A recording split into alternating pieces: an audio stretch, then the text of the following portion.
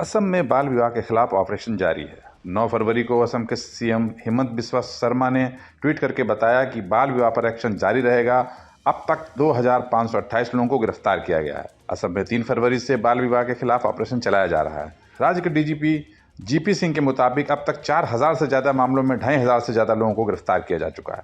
उन्होंने बताया कि इस ऑपरेशन का मकसद राज्य में बाल विवाह को रोकने और अगले 2-3 साल में से पूरी तरह से खत्म करने का है। इस एक्शन को लेकर अलग अलग तरह की प्रतिक्रियाएं हो रही हैं। कुछ लोग इसका विरोध कर रहे हैं तो कुछ इसकी तारीफ कर रहे हैं। आखिर क्या है भारत का बाल विवाह कानून और इसमें वक्त के साथ कैसे बदलाव आया? भारत ही नहीं बल्कि दुनिया के कई देशों में बाल विवाह आज भी प्रचलित है। किसी शादी को बाल विवाह तब माना जाता है जब पत्नी की उम्र 18 साल से ऊपर ना हो। हमारे देश में शादी के लिए लड़कों की कानूनी उम्र 21 साल और लड़कियों के लिए 18 साल है।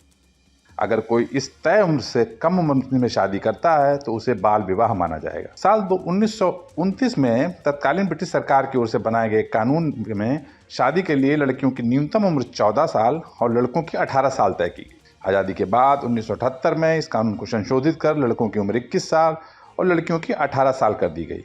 2006 में इसमें फिर संशोधन हुआ और इसे संज्ञेय और गैर जमानती अपराध बनाया गया। मतलब बाल विवाह को संज्ञेय और गैर जमानती अपराध की श्रेणी में डाला गया। इस कानून को फिर से संशोधन करने की तैयारी चल रही है, जिसमें शादी के लिए लड़की की उम्र को बढ़ाकर 21 साल करने का इरादा है। बाल विवाह पर अंकुश लगाने के प्रयास के तहत केंद्र ने अब लड़कियों की शादी के लिए 18 साल से बढ़ाकर 21 साल करने के प्रस्ताव पर मोहर लगा दी है। इस प्रस्ताव के मंजूर होने के बाद अब सरकार बाल विवाह निषेध कानून, स्पेशल मैरिज एक्ट और हिंदू मैरिज एक्ट में संशोधन करेगी। नीति आयोग में जया जेटली की अध्यक्षता में साल 2020 में बने टास्क फोर्स ने इसकी सिफारिश की थी। इस टास्क फोर्स का गठन मातृत्व की आयु में संबंधित मामलों, मातृ मृत्यु दर को कम करने, पोषण स्तर में सुधार और संबंधित मुद्दों की जांच कर उचित सुझाव देने के लिए किया गया था। टास्क फोर्स ने अपनी रिपोर्ट में कहा कि पहले बच्चों को जन्म देते समय लड़की की उम्र 21 वर्ष होनी चाहिए। यूनिसेफ ने 2 साल पहले अपनी एक रिपोर्ट में बताया था कि देश के कई राज्यों में बाल विवाह के मामले अक्सर सामने आने के बावजूद बहुत ही कम मामलों में दोषियों के खिलाफ कार्रवाई हो पाती है। अब जानते हैं कि बाल विवाह कानून है क्या। साल 2006 में जो बाल विवाह प्रतिषेध कानून बना, उसके अनुसार बाल विवाह अपराध है। कानून में प्रावधान है कि कोई भी व्यक्ति या संगठन बाल विवाह होने की जानकारी होने पर कोर्ट से उसे रुकवाने का आदेश ला सकता है। अगर फिर भी बाल विवाह होता है, दोषी पाए जाने पर 2 साल की कैद और 1 लाख रुपए के जुर्माने की सजा हो सकती है।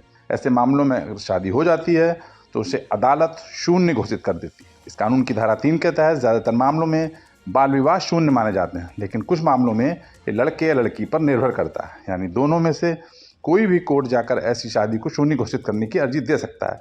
इतना ही नहीं, अगर लड़का और लड़की दोनों चाहें तो बालिग होने पर बाल विवाह को जारी रखकर वैधता हासिल कर सकते हैं, लेकिन बाल विवाह को शून्य घोषित करवाने की अर्जी बालिग होने के 2 साल के भीतर या उससे पहले ही दाखिल की जा सकती है। हालांकि कुछ मामलों में ये कानून लागू नहीं होते। मसलन मुसलमानों का अपना पर्सनल लॉ है और इसमें अगर लड़की 15 साल की उम्र में पहुंच गई या प्यूबर्टी में पहुंच गई तो उसकी शादी की जा सकती है। ऐसे मामलों में फिर बाल विवाह प्रतिषेध कानून लागू नहीं होता। अब ये भी जान लीजिए कि बाल विवाह कानून के दायरे में कौन कौन आता है। बाल विवाह कानून सिर्फ पुरुषों पर लागू होता है, यानी अगर बाल विवाह होता है तो ऐसी स्थिति में पुरुषों के खिलाफ ही कार्रवाई होगी, लड़की के खिलाफ नहीं।